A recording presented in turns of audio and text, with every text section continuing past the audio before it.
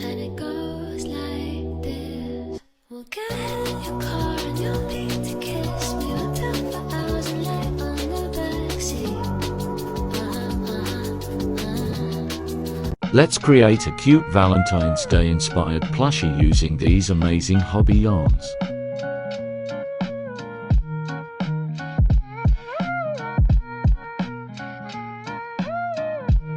The pattern is going to be available from the 1st of February on Hobby's website.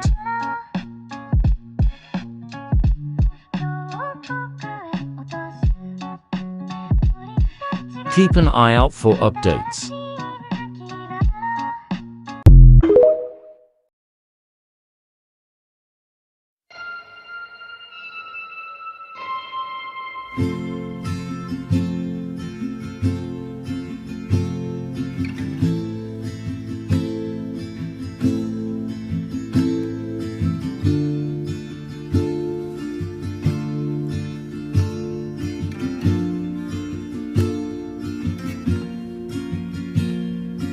I still remember 3rd of December, me in your sweater.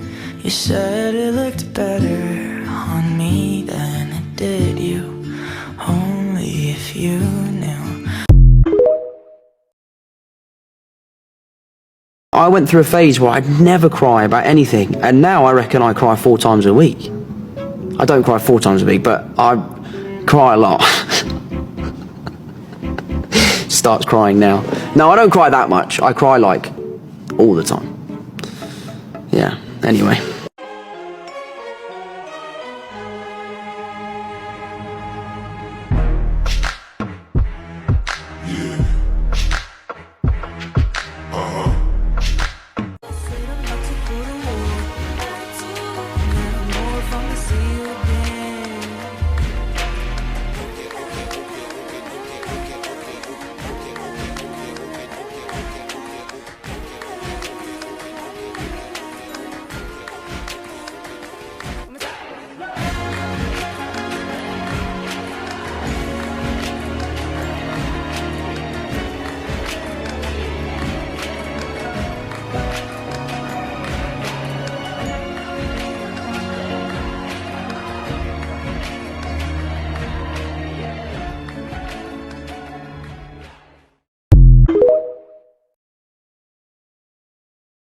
Shot me out of the sky.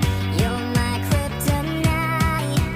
You keep making me weak. Yeah, frozen and can't breathe. Something's gotta give now. 'Cause I'm dying just to make you see that I need you here with me now. 'Cause you've got that one thing. So get out, get out, get out of my head. I'm falling to my arms instead. I don't know what it is, but I need that one thing.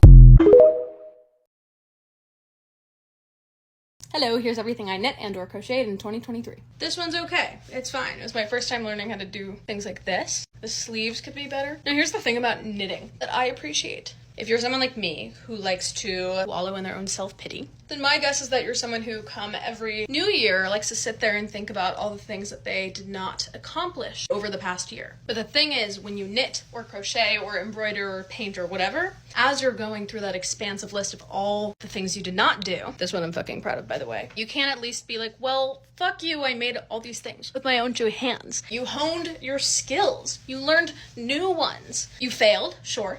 You made ugly things. Gross. Hate this. But no matter what, you put a considerable amount of time and effort into something that you can feel and touch and hold and wear and show. For example, this is my first cable knit project. Did it last week. I'm so proud of it. So proud of it. And it feels so nice on my hands. It just is like unbelievably cool to feel proud of yourself. This is so cute, isn't it? Anyway, love you. Happy New Year. One mistake I often see beginner crocheters make is thinking you need all this shit to get started. You really don't. You need a hook, this one was passed down to me, some yarn, I got this from my neighborhood buy nothing group, and then something sharp to cut it with. that is all. Now let's talk stitch markers. Say you're not very good yet about knowing where the end or the beginning of a row is.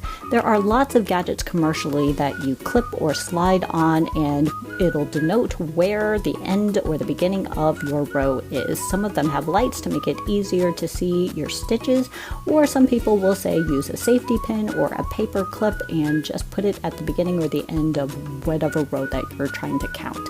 But you can kind of see how cumbersome they are to take on and off, which is why my preferred method is to use a scrap piece of yarn. I'm going to demonstrate at the top of this row here. You're just going to put your stitch marker right at the top and then you're going to crochet over it. This is a double crochet or a UK treble crochet, and I'm just going to go along as if that piece of yarn isn't there. And that's it. There is the first stitch of my row.